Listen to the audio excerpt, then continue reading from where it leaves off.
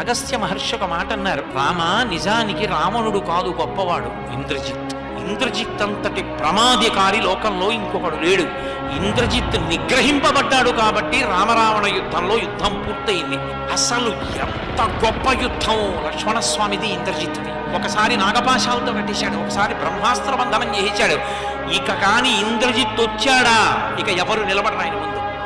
అంత భయంకరమైన పరిస్థితుల్లో ఎన్ని అస్త్రాలు ఉన్నాయో అన్ని అస్త్రాలు ప్రయోగించాడు. ఇంద్రజిత్ నిహతుడు కాలేదు. ఆఖరణ అసలు ధనుర్వేదంలో లేనటువంటి ఒక మంత్రాన్ని ప్రయోగించాడు.